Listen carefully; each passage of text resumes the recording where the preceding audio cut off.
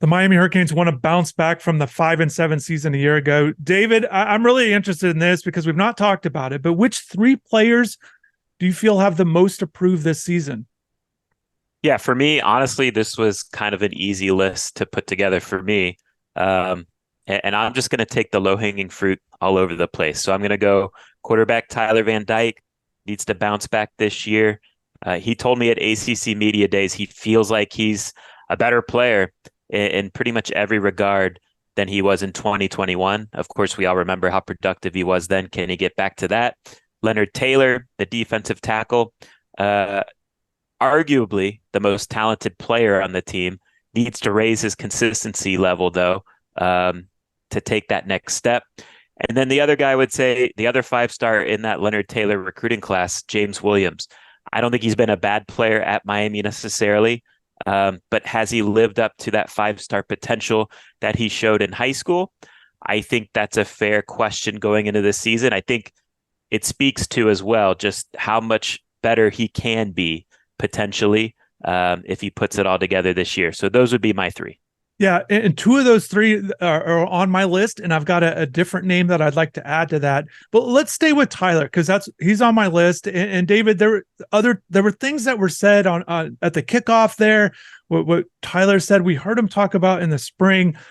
But there was something that stood out to me that he didn't say. He was asked about if he feels any pressure. It's the last question of the press conference. You can see that a reporter asked him if he feels any pressure for this season, and he did the one day at a time type thing and not looking ahead. And David, I can answer for him. I think there's no question he has pressure this season because, look, they've changed their offensive coordinator, and a lot of fans, a lot of people want to say, look, it was the problem of the offensive coordinator. And I know Tyler is speaking highly about new coordinator Shannon Dawson. He did this in the spring as well.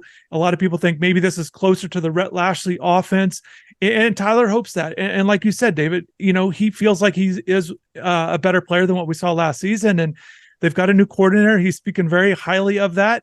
But the change essentially didn't really work out with Josh Gaddis in that offense. But I think Tyler's got a lot to prove, and maybe not necessarily look.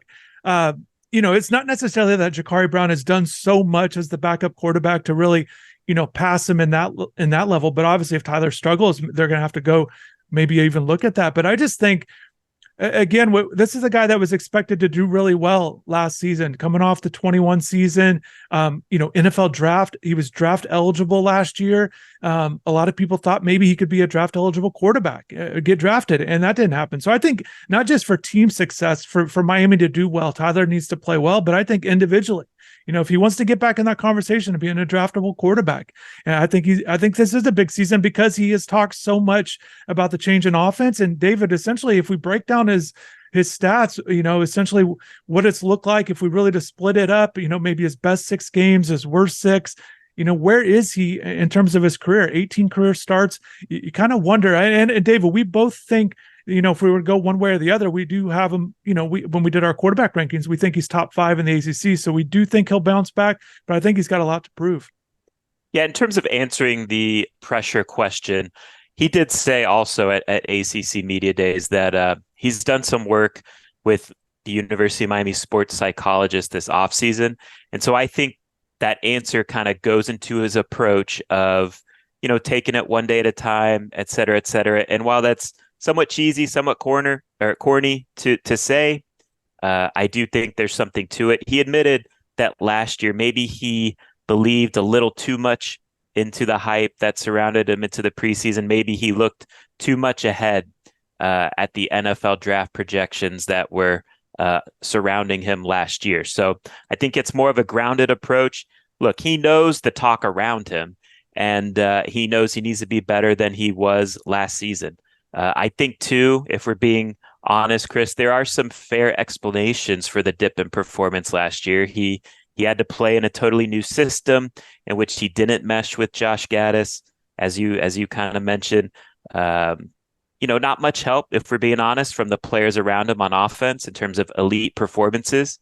And then he sustained a serious injury to his throwing shoulder. There was a lot of injuries that took place at various positions on offense. So while no one wants to hear these excuses, I think there are some explanations. But no doubt, there is pressure that he has to go out and perform this year. And just quickly, even to add, the play of the offensive line wasn't up to par at all in every game. You lose Zion Nelson, a guy you expected there at left tackle.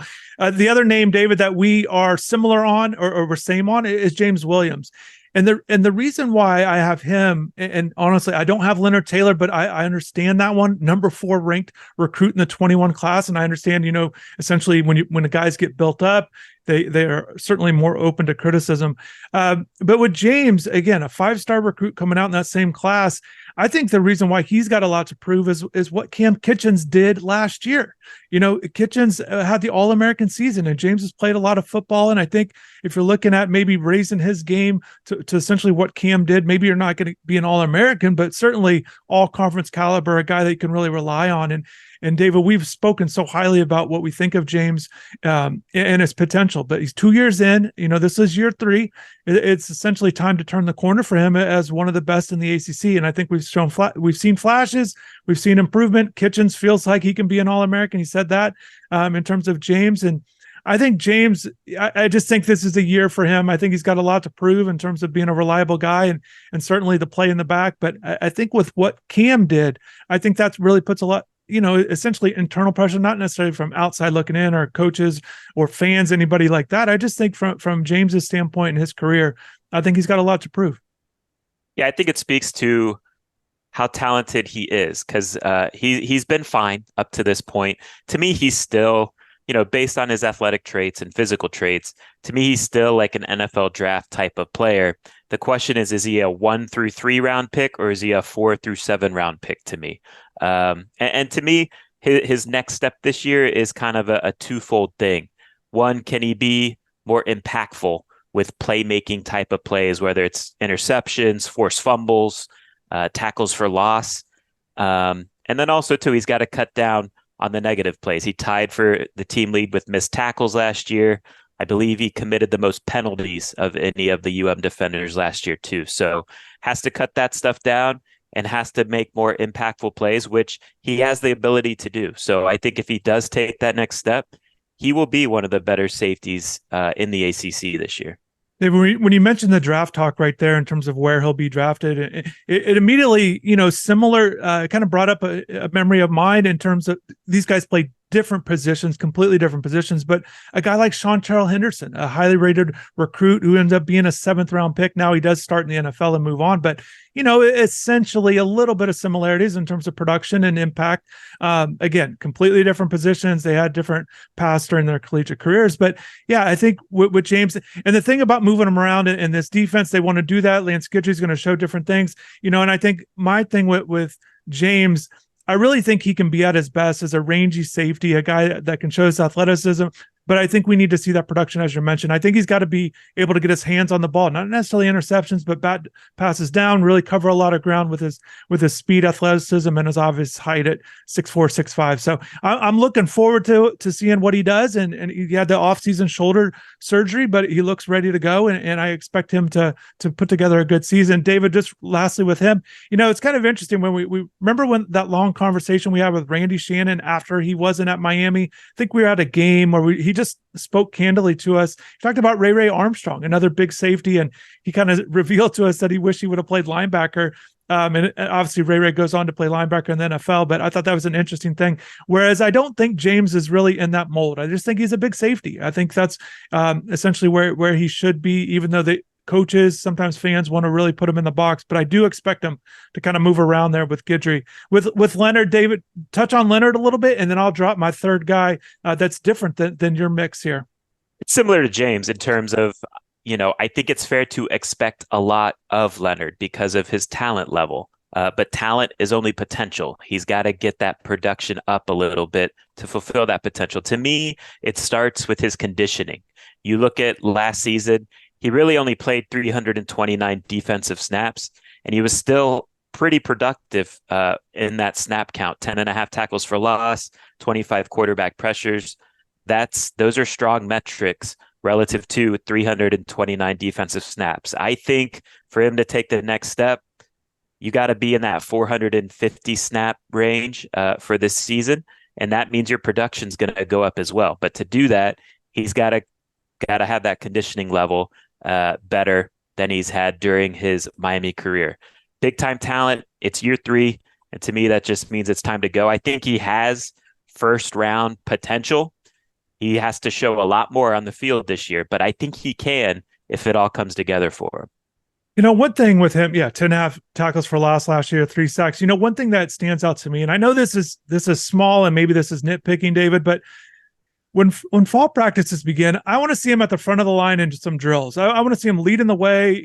We saw this last year where he was, the 7th, 8th guy on doing some of these reps for whatever reason. We don't always know exact reason, but I just think I'd like to see more of an ownership of the leadership stuff with Leonard. It's year 3. He's not the underclassman anymore. This is Daryl Jackson's not there to play alongside of him.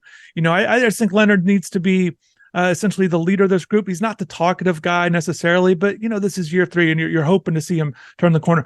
David, my third player, the most approved, I could go a couple different ways on this, but I wanted to go with Don Chaney Jr. And I understand he's been through some injuries, but David, this is 2 years ago. 2020 is when he played. We are talking. He has missed a lot of games because of injuries, and I think he's got a lot to prove. Sometimes, obviously with health, there's not, some things are out of your control, but if he's healthy, ready to go, I think it's a pivotal year. This is year 4 for Chaney. I think it's a big year for him, to put injuries aside. But I think because of what's going on at the running back position on the roster, where this is an opportunity for him to prove himself this season. And if not, these other guys are coming along. I think A.J. Allen, the transfer from Nebraska, they like him, but maybe it's going to be some sort of transition period with him, the 2 freshmen, and Chris Johnson and Mark Fletcher. So right now, I think Chaney's ahead of him. But if this isn't the season that he needs to have, these guys are all going to pass him. Trevante Citizen, this is a year where I'm not expecting him to do much because I still think the injury is lingering. But if Trevante gets right, again, he's another guy that could pass Chaney. So I just think this is a big year for Chaney. I think he's got a lot to prove. A lot of fans remember what he did there at Berlin, a highly productive player. So we'll see with Don. I think fall camp is big, but I think this season is big for Chaney. I think that's perfectly fair. As you're alluding to, Miami's put themselves in position from a roster standpoint at running back to be fine, whether or not Don Chaney is good to go in terms of his form being at the level it needs to be at. So it's up to Don almost to force his way in there. And he does have some talent.